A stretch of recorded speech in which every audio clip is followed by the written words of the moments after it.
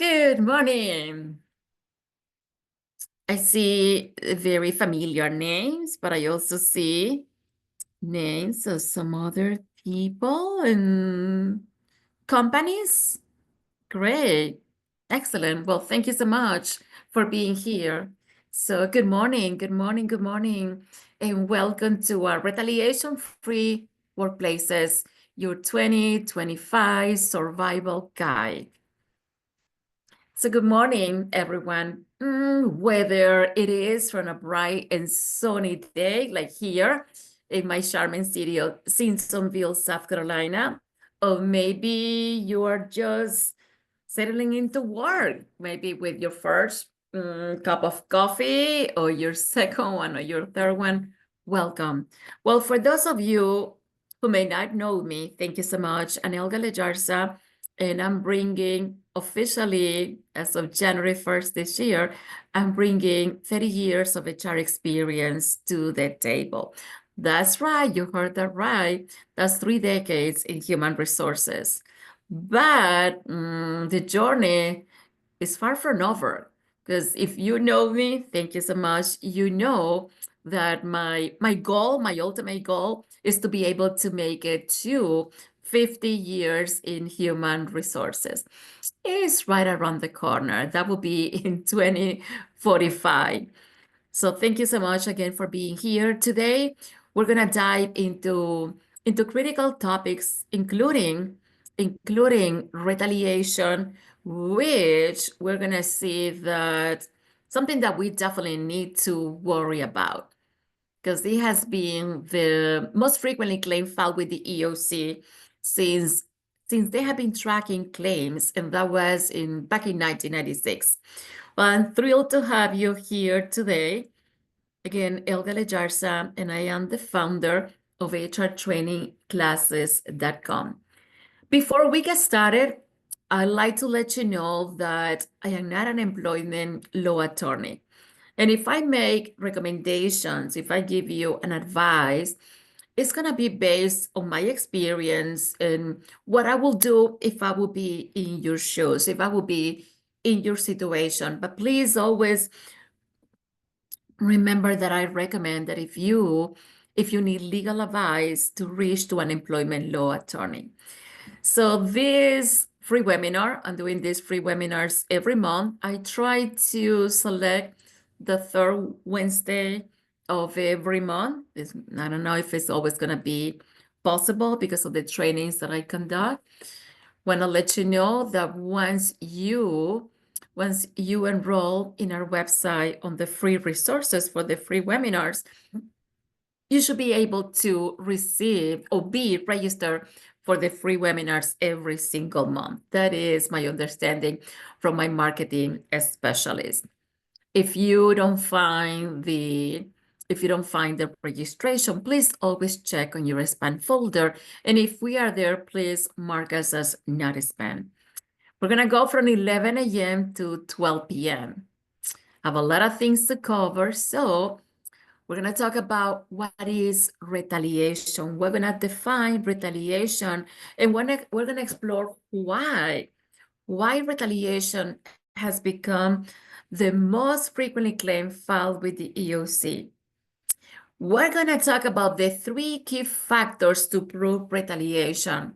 A lot of people in HR, they tell me, kind of like telling me, but also asking, Elga, it's very difficult to prove a retaliation claim, right?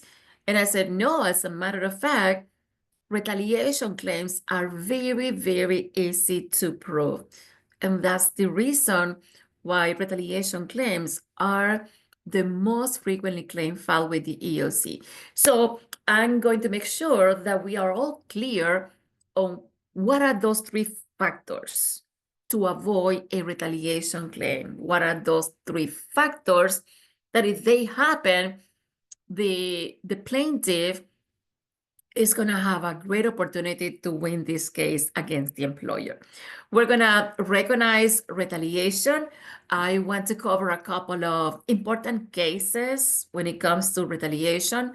And then we're going to end up with some prevention strategies and employer best practices. I do have you right now muted just because we have a lot of participants and just to avoid some background noise. Oh, thank you, son, for being here from Chicago, and Teresa and Angela. I always like to see from where you are joining us. Of course, I see Shalia from Colorado. Thank you so much for being here. Of course, here's my friend John joining us from South Carolina. Erica from Philadelphia. Oh, Dami from St. Louis. Brenda from New York. Well, thank you so much. Thank you. Okay, so let's go ahead and get started. Even though I do have you muted, please use the chat. I'm going to ask some questions and I would like to get participation from as many of you as possible. So let's start our journey here in retaliation by answering this first question. And I'm gonna keep an eye on the chat. What percentage of all claims filed with the EEOC in 2023 were related to retaliation? Yes, we have the figures from 2023 because we don't get the figures for 2024 until around March, April this year. So these are the figures that I worked with last year. So what percentage do you think? Okay, let me see what you're saying. Some of you know. BB, CB, 57%, 57. Interesting.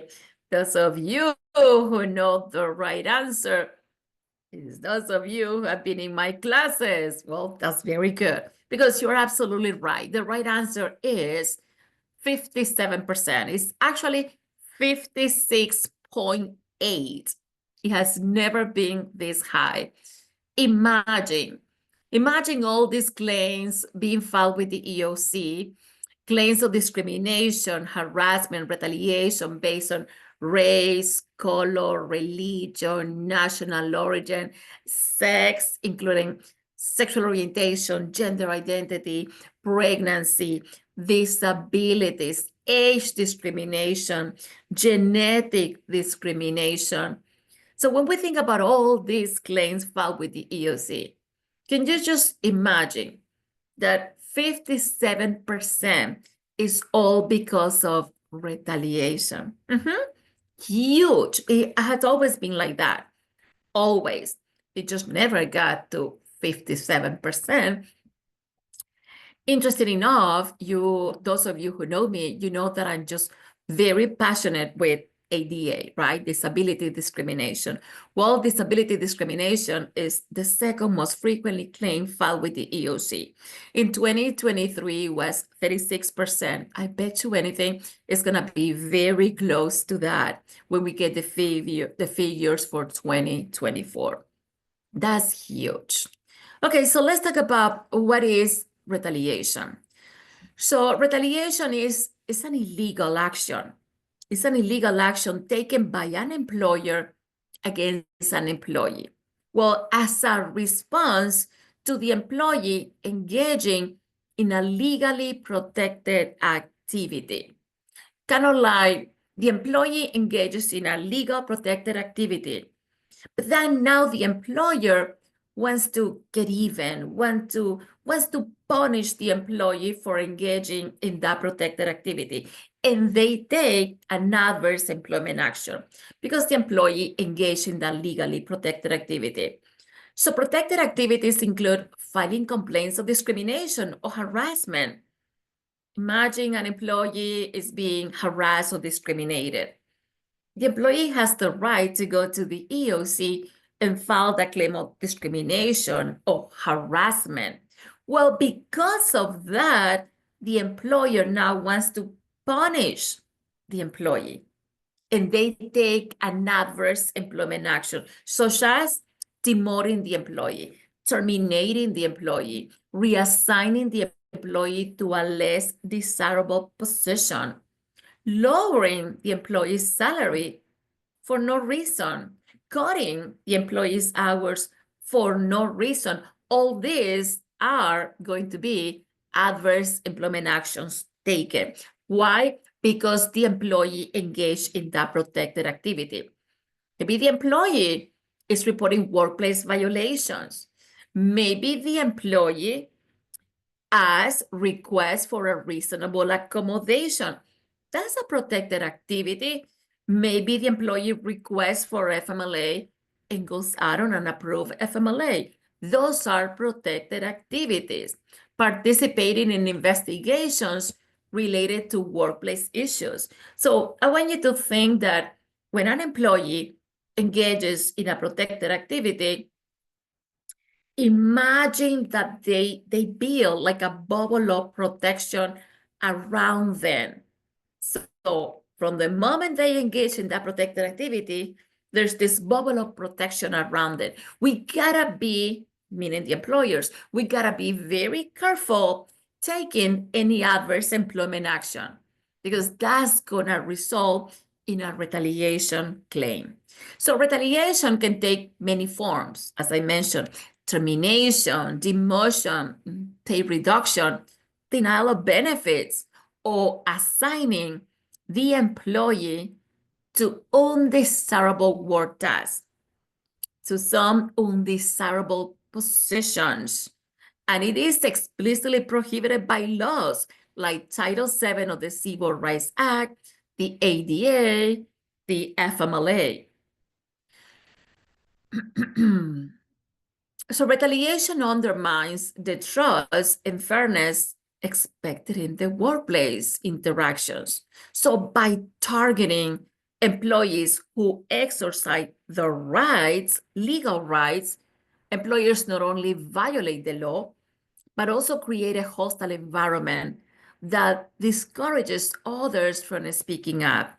So ensuring employees can act without fear of reprisal is essential to fostering a culture of compliance, equity, and accountability in the workplace. So why has retaliation consistently been the most frequently reported claim filed with the EEOC? Let's see if you can answer this question. Retaliation claims often involve easily documented and quantifiable employer actions. Employees are more likely to perceive adverse employment actions as retaliatory due to heightened emotions and filing a complaint. Retaliation laws are more protective, making it easier for employees to file claims compared to discrimination claims. Retaliation claims encompass a wide range of employer behaviors that can deter employees from engaging in protected activities. Why has retaliation consistently, again, since 1996, that they have been tracking all the claims, has been always, year after year, the most frequent reported claim filed with the EEOC. So let's look at some answers. Let's look at some answers. Okay. Let's see. I'm finding B. Employers are more likely to perceive adverse employment actions as retaliatory due to heightened emotions after filing a complaint. I see A. I see D. I see B. I see B. Sneha says D. Okay, anybody else? Give it a try. Okay, well, the right answer is D. So for those of you who answered D, yep, you are absolutely correct. So retaliation laws prohibit a broad spectrum of actions that could discourage employees from engaging in activities like reporting discrimination or harassment. So this broad scope makes retaliation easier dual age compared to specific forms of discrimination. And this is what happened. When we look at all the different employment laws, anti-discrimination laws, like my favorite, Title VII of the Civil Rights Act of 1964, right, prohibit discrimination, harassment, and retaliation based on race, color, religion, national origin, sex. Okay, so the Age Discrimination Employment Act of 1967 prohibit discrimination based on age to those individuals who are 40 and older. The Americans with Disability Act prohibit discrimination to qualify individuals with disabilities. Well, every single discrimination or anti-discrimination law, in addition to prohibiting discrimination and harassment, they all also prohibit retaliation. Well, this is what happened. This is what happened. Sometimes maybe an employee or maybe an applicant files a claim of discrimination based on maybe sexual harassment, race, color, religion, etc. And that employee or that applicant is not able to prove that claim, that discrimination or harassment claim. But then the employer gets even and try to punish that person, maybe the employee, by demoting the employee, by terminating the employee, by reassigning the employee to a more undesirable position. So what happened? Sometimes they are not able, the EEOC, the attorneys, the employees, the plaintiff, are not able to prove the discrimination claim, the harassment claim, but definitely they are able to prove the retaliation claim. Because it's very, very simple to prove retaliation claims. It's gonna be more difficult to be able to prove any other type of claim. Again, discrimination or harassment. So why is it so easy to prove a retaliation claim? Because there are only 3 factors that needs to be present, 3 single factors that needs to be present to prove a retaliation claim. Very simple, 3 factors. Okay, so let's see if you know those factors. Do you know the 3 factors? Do you know the 3 factors, or do you know any? I already mentioned one of the factors to prove retaliation. Remember when I mentioned the bubble of protection? Once the employee does what? Remember those 3 factors? Well, number 1, nobody can guess that? Well, number 1 is employee engages in a protected activity. Employee goes to the EEOC and files a claim of discrimination. Employee goes to the Department of Labor and files a claim of FMLA retaliation. Employee goes to OSHA and says, OSHA, this building is very unsafe. Will you please come over here and inspect this building? This is very unsafe. Yeah, that's a protected activity. Employee gets an attorney. That's a protected activity. Again, employee requests for an ADA accommodation. That's a protected activity. Employee requests and goes out on FMLA that has been approved. That is a protected activity. So employee engages in a legal protected activity. First factor. Second factor. Here comes the employer and takes an adverse employment action. Remember what I mentioned with adverse employment action? Because the employee engaged in the protected activity, now the employer terminates, demotes, reassign the employee to a less desirable position, cuts the employee's hours, cuts the employee's salary for no reason. So they do something negative against the employee just to retaliate, just to get even, just to punish the employee for engaging in a protected activity. We got two factors, right? Just one more factor that is missing to have a retaliation claim. And we're going to call that a causal connection, a link between the first two factors. The moment the employee engaged in a protected activity and the moment the employer takes an adverse employment action. From the moment the employee engaged in the protected activity, such as contacting the EEOC and filing a claim of discrimination, how soon after that happened, the employer demoted the employee, terminated the employee, reassigned the employee to a less desirable position? How soon? How close those two factors happen from each other? That's what we said. We have a causal connection. There is a link. Look, the employee filed a claim of discrimination with the EEOC or sexual harassment 5 days after the employer received the notification of the claim of harassment or discrimination. 1 week, 2 weeks after, the employer terminates the employee, demotes the employee, reassigns the employee to a less desirable position, cuts the employee's hours, so the employee's salary for no reason.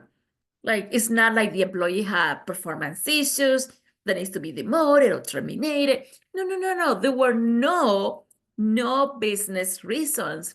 They just go ahead and take an adverse employment action right after the employee engaged in that protected activity. A lot of HR professionals, they ask me, how long we need to have between when the employee engages in the protected activity and the employer takes an adverse employment action? How long that gap needs to be? Well, it's not black and white. It's not black and white. We cannot say, oh, just wait 3 months and take the adverse employment action. It's not going to look like retaliation. Or take 6 months, or take 9 months, or take 12 months. It's not very clear cut. What I can tell you is that the closer those two factors are from each other, the easier that it is going to be to prove that the employer retaliated. The easier that is going to be to prove that. Okay, so we have different types of retaliation. We have what we call overt retaliation. That is direct, easily identifiable actions taken by an employer or individual to punish, to get even with the employee for engaging in a protected activity. Like, it's very clear cut. Okay, again, employee filed a claim of discrimination or a claim of interference with the Department of Labor taking FMLA, and then right away, the employer again terminates the modes. It's direct, easy to identify. So these actions are usually explicit and leave little doubt about the connection between the employee's protected activity and the adverse consequence. For example, terminating an employee immediately after they report workplace discrimination without any justifiable cause. It's an act of overt retaliation. Now, there's also kind of like subtle retaliation. So refers to actions taken by an employer or coworkers that are less obvious than overt retaliation, but still intended to penalize an employee for engaging in protected activities. such as reporting discrimination, such as reporting discrimination or harassment. So these actions are often indirect and may appear neutral on the surface, making them harder to identify and to prove. Examples of subtle retaliation is going to include maybe excluding an employee for engaging in a protected activity, excluding that employee from important meetings, social events. Oh, I have seen this many times. When some of my clients, they call me and they said, this is what I noticed. I'm being excluded from meetings and social events. That is going to be subtle retaliation. Unfairly negative performance reviews. With no business reason, the person is getting negative performance reviews. How about being overlooked for promotions without valid justification? How about receiving excessive scrutiny or micromanagement in daily tasks? So subtle retaliation, again, still is retaliation, but it's a little bit more indirect. It's not very clear, but we really dig and analyze the situation. We will determine it still is retaliation. So let's look at these scenarios. So an employee is terminated 2 weeks, 2 weeks after filing a formal complaint about workplace discrimination. An employee is terminated 2 weeks after filing a formal complaint about workplace discrimination. And it's not that the employee was terminated because maybe the employee was being investigated and committed a serious violation. No, that was not the case. It's not that the employee had performance issues and already had corrective action, progressive discipline, or a performance improvement plan. No, employee didn't have any performance issues. How about attendance issues? No, employee didn't have any attendance issues. It's just that the employee filed a formal complaint about workplace discrimination, most likely with the EEOC or with the office CCP, and then the employee is terminated. So what is that type of? Yeah, it's definitely retaliation. Excellent, Brenda and John and Sonia. Thank you so much. And Angela, excellent, very good. That is overt. And Teresa, overt discrimination. How about this one? A supervisor excludes an employee who reported harassment from all team meetings and important decision-making discussions without any explanation or any justification. What would that be? Excellent. I see that you're already answering. Thank you so much. Excellent. You got it. All of you are completely right. Thank you so much. That is subtle. It still is retaliation, but it's a subtle retaliation. How about this one? A manager spreads false rumors about an employee's personal life after they participated in a discrimination investigation. What do you think about that one? Excellent. Creating a hostile work environment. Thank you so much. That is correct. Let's do a couple more. An employee receives an unusually low performance evaluation despite consistently exceeding expectations. Well, shortly after reporting safety violations to OSHA. Excellent. Thank you so much. Excellent. Very good. That is subtle. Still retaliation. How about this one?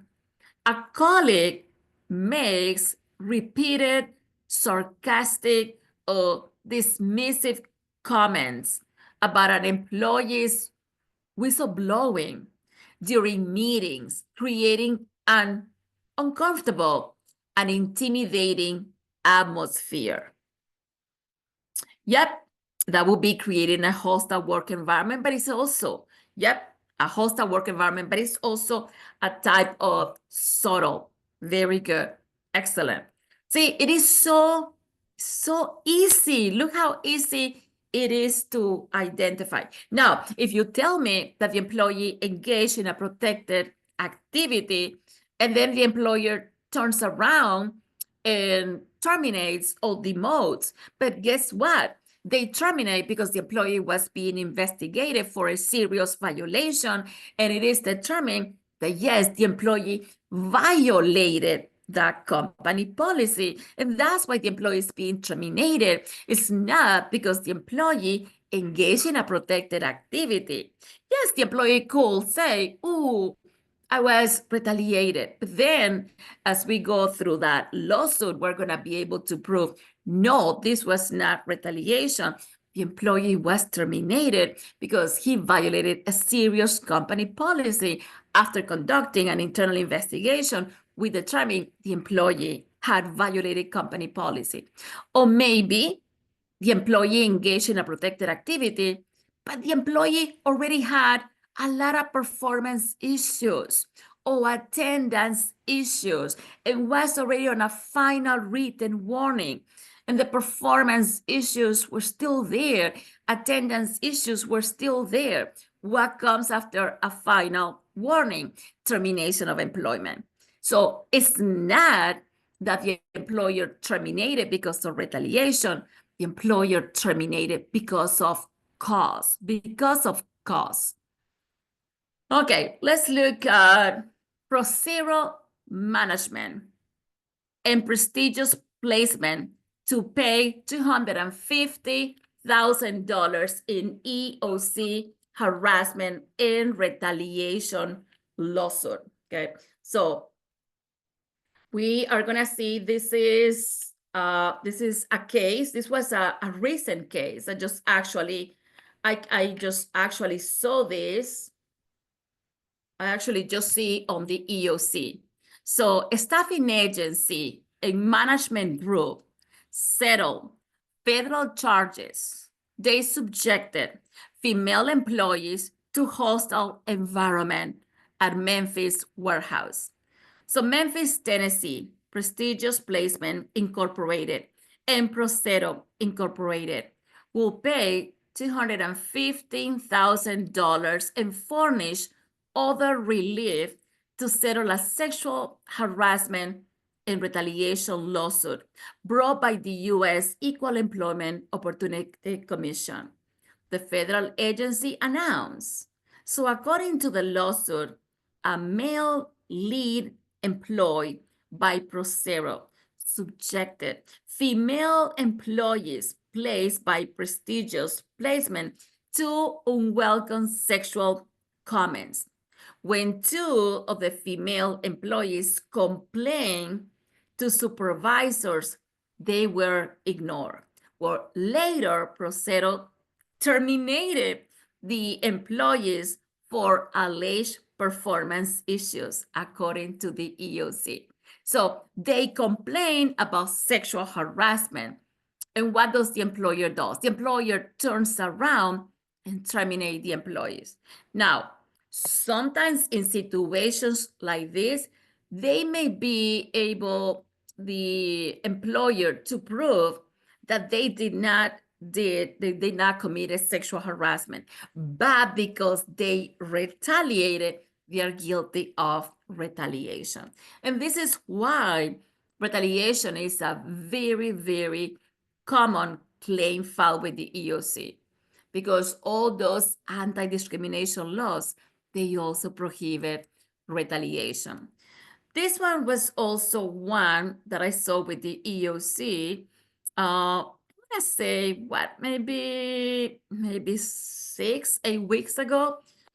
Don't let your business get a slice of trouble. Sexual harassment and retaliation claims in the restaurant industry. And we know this is very, very, very common. So sexual harassment remains a widespread issue, particularly in customer-facing industries like food service, where high turnover, young employees, and close working environments contribute to its prevalence. Defined as unwelcome behavior based on sex or gender that create a hostile workplace. It accounted for a significant portion of workplace complaints filed with the EEOC in 2023. Workers in roles such as servers, cooks, bartenders face harassment from customers and coworkers, making proactive employer measures essentials. Additionally, retaliation claims are the most commonly filed charges with the EEOC. You already know that. Representing, you already know that, 56.8% of all the claims in 2023. So, retaliation involves adverse actions taken against employees who engage in protected activities, such as reporting harassment or participating in investigations. Employers must address such claims carefully to avoid further legal and ethical issues. To mitigate both harassment and retaliation, employers should establish clear policies, foster supportive workplace cultures, and provide comprehensive training for employees and managers. Ooh, look at this one. This one, I just found this one, like, I think it was like a couple of days ago. $20.5 million. Oh no, you know what? No, it's not a new one. I went ahead and researched which one has been, I remember now, which one has been the highest retaliation settlement. So it's not a recent one. It's actually from 2020 as I'm looking at my notes. But can you imagine $20.5 million because of a retaliation claim? So here we go. One of the largest retaliation settlements facilitated by the EEOC involved Jackson National Life Insurance Company, which agreed to pay $20.5 million in 2020 to resolve claims of discrimination, harassment, retaliation at its office in Denver, Colorado, and Nashville, Tennessee. So the lawsuit alleged that female and African American employees face a hostile work environment, including racial and gender-based slurs, and were subject to discriminatory practices in promotions and pay. Employees who reported these behaviors or opposed discriminatory practices were met with retaliatory actions, such as terminations, demotions, or being subject to further harassment. Well, the retaliation extended to actions like unjustified negative performance reviews and exclusion from professional opportunities, further discouraging employees from coming forward. Well, this landmark settlement not only addressed the financial harm caused to the victims, but also required Jackson National Life to implement training policies and procedures to prevent future instances of retaliation and discrimination. I cannot even imagine this amount of settlement for a retaliation claim. Think how important we HR professionals are in our organizations to make sure that we don't allow anybody to retaliate, to take an adverse employment action after an employee engages in a protected activity. We cannot tolerate that. That would be devastating for our organization. Okay, so I have some situations over here. And I want you to tell me if this is retaliation or not.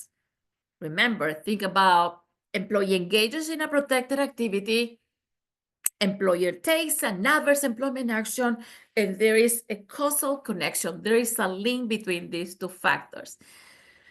So let's look at this one. An employee is terminated 2 days after filing a discriminatory complaint. Is that retaliation? Yes or not? Absolutely. Thank you. Thank you, thank you, thank you. Absolutely.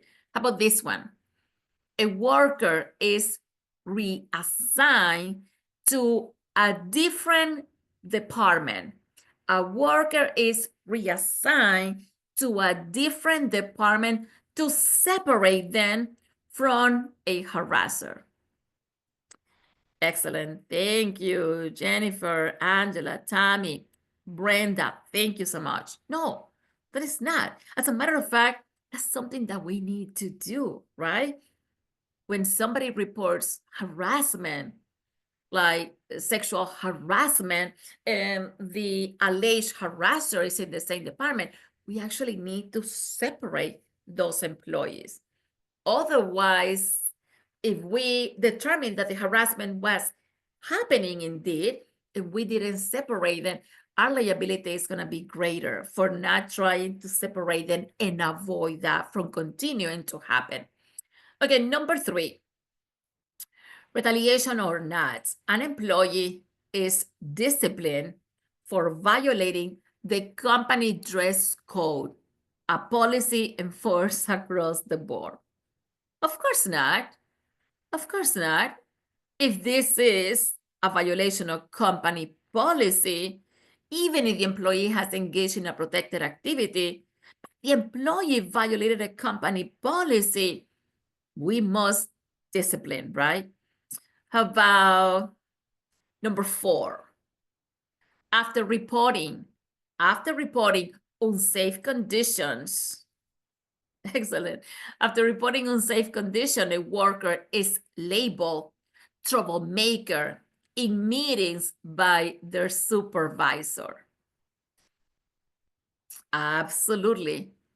Labeling someone negatively after a report can create a hostile work environment. Yes, and deter future complaints. Excellent. How about number 5? A manager assigns a newly hired team member to an employee for training after the employee raised concerns. A manager assigns a newly hired team member for training after the employee raised concerns.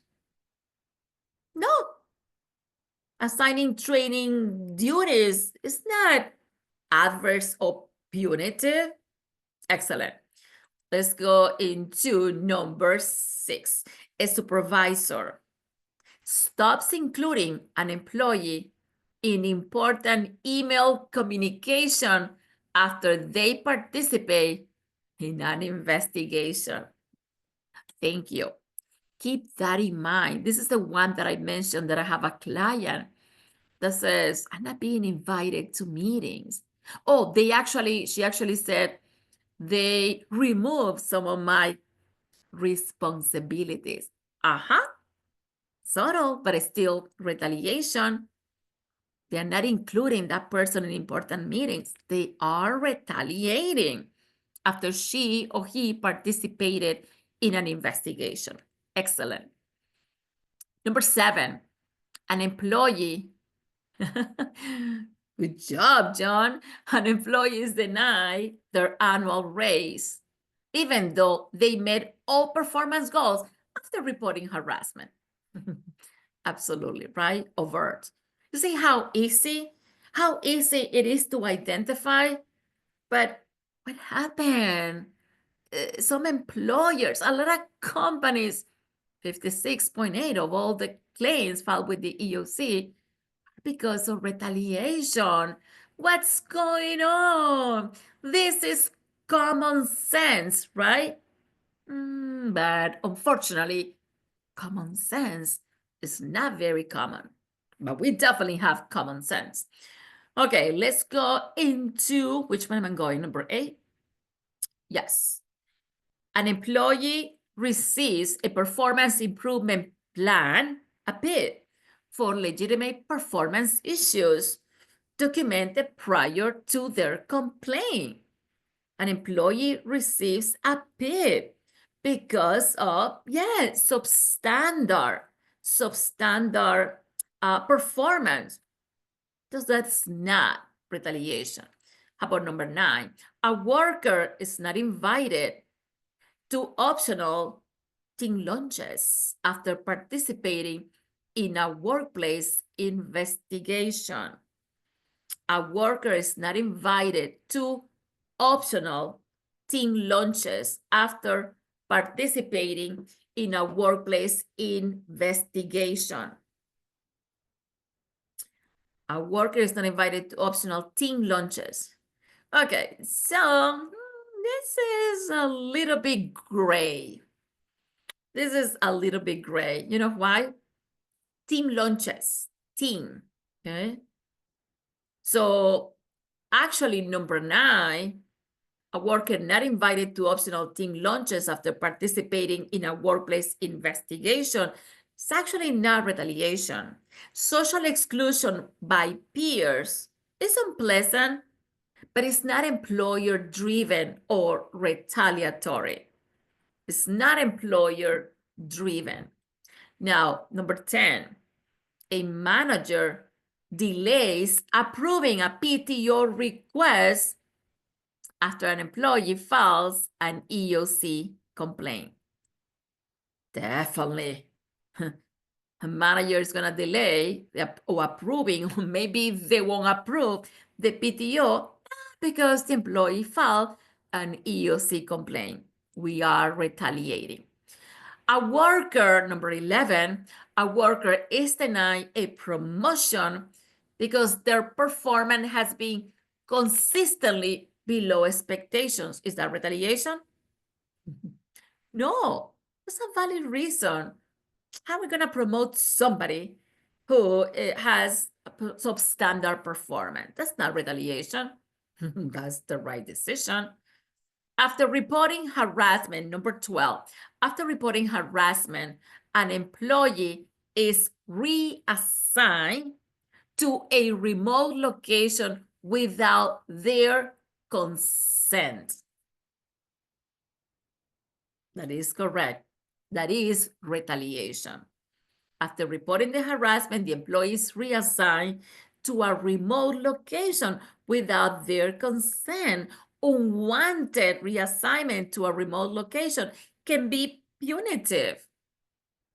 Number 13, a manager avoids assigning projects to an employee after they testify in a workplace investigation. Thank you, everyone. Absolutely. Very good. That's retaliation. Okay, how about this one? An employee is mugged by coworkers after reporting misconduct, but management takes no action. Interesting. An employee is mugged by coworkers after reporting misconduct, but management takes no action. It is. This actually reminds me a case that we had in our 6 months HR master program, in which I have Lori, John, and Shalia.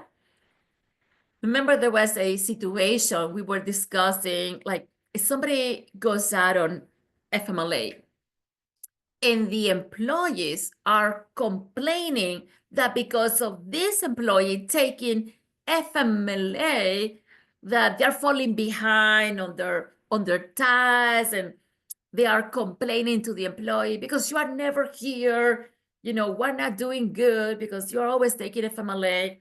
And we were discussing, would that be retaliation if it was coming from the employees? And we were like, yes, no. And after doing our research, we were able to discover and determine that if the employer is allowing the employees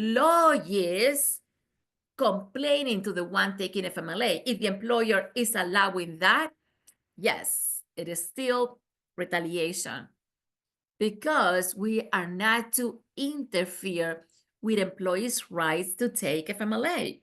That would be interference and retaliation. So if they are making the employee who is taking FMLA, they're making the employee feel bad for taking FMLA, and we, the employers, we don't do anything about it and allow that, then yes, we're going to be guilty of retaliation. Interesting. I found that very, very interesting.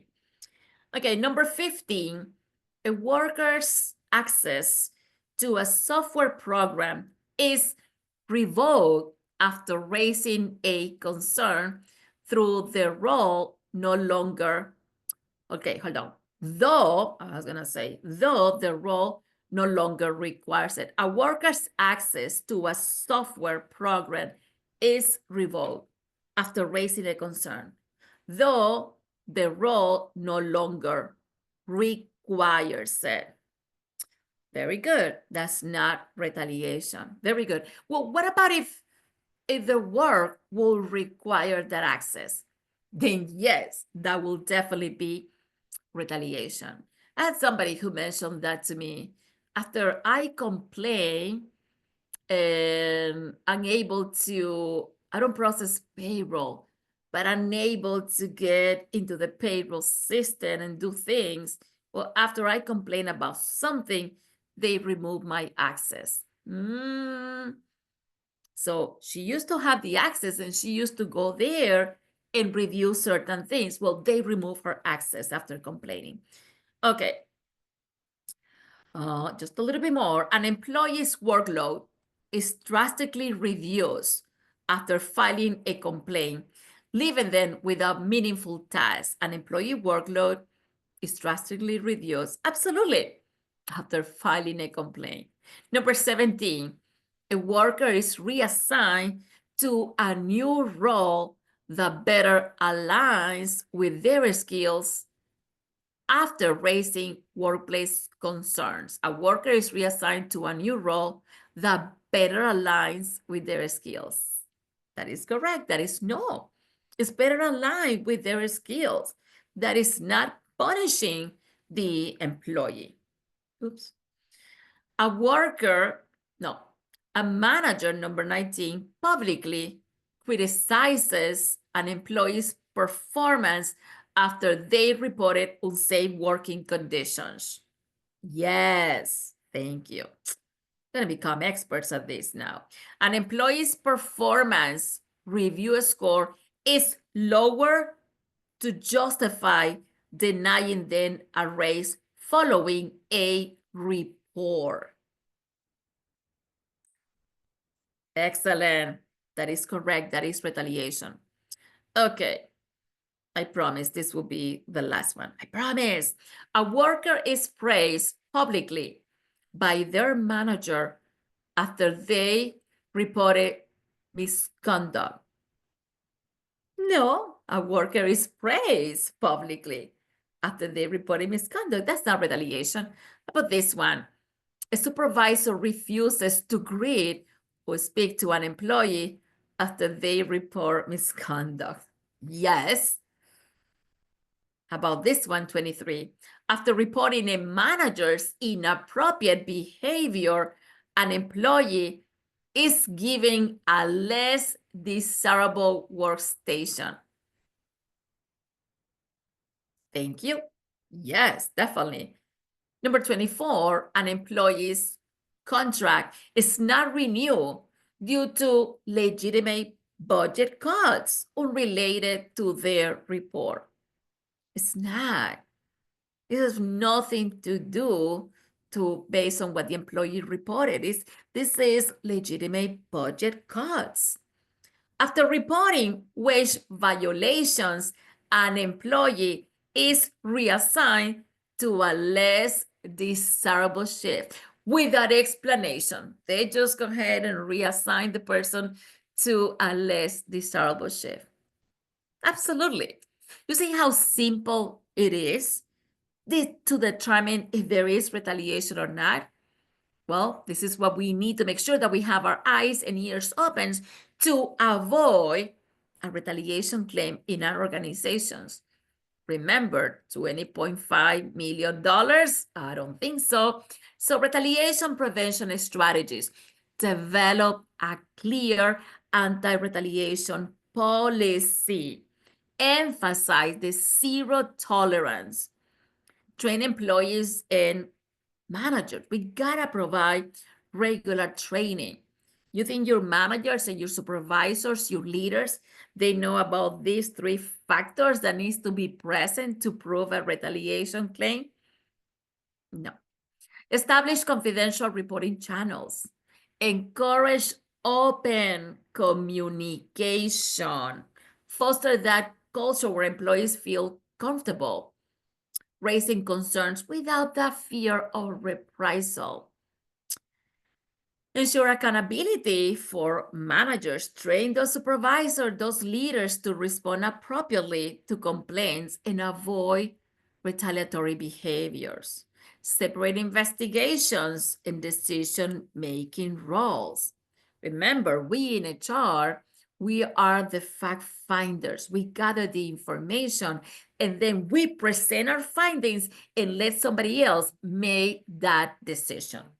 Monitor workplace actions post-complaints. Please remember that when somebody engages in a protected activity, remember they are building this bubble of protection and we need to be very careful with any actions we take after that. Document employment decisions thoroughly. Prohibit retaliatory behaviors explicitly. Provide support for complainants and not just support. We need to make sure that after a reporter, a complainant brings something to our attention, that we actually follow up and check with that employee to ensure that they are not being victims of retaliation. Encourage bystander reporting. So empower employees to report retaliation or retaliation risk, even if they are not the ones directly involved. Enforce consequences for retaliatory behavior. Conduct regular climate assessments. Review employment policies regularly. Lead by example. Training is another crucial element in preventing retaliation. It is crucial to foster a culture of respect and accountability. So the steps to take when an employee reports retaliation, take the complaint seriously. Maintain confidentiality. Initiate a prompt investigation. What is a prompt investigation? Within how long do we need to start this investigation? 24 to 48 hours. Separate the parties, as I mentioned, if necessary. Review the context. Document. We know in HR, if it's not documented, it didn't happen. Implement remedies if retaliation is found. And follow up with the employee. Wow! Last but not least, I just want to welcome to all our new participants. Some of you are here on this call. Our new participants to the 6-week evening online HR certification bootcamp who are preparing to pass their HRCI and SHRM certifications. Thank you to all the new participants. Also, I just wanted to take also a couple of seconds to say thank you to all of you who are actually participating in our brand new 30 weeks Spanish bundle for HR professionals. Remember, by July, I'm going to have you all bilingual. Thank you. Thank you, Sherry, for that comment. So, of course, Elga always talks too much, but I'm going to ask you, okay, that if you have any specific questions or scenarios that you do need my assistance, please send me an email at elga@HRTrainingClasses.com, elga@HRTrainingClasses.com. I want to thank you, all of you, for joining us today. Wow, it's 12 p.m. exactly. We have covered a lot of ground from, as we can see from this program. So, let me not forget the 1 hour certification credit, okay? For those of you for HRCI, and please just know that the credits are gonna be ready for tomorrow. So HRCI 1 hour credit, 693-878, 693-878, HRCI.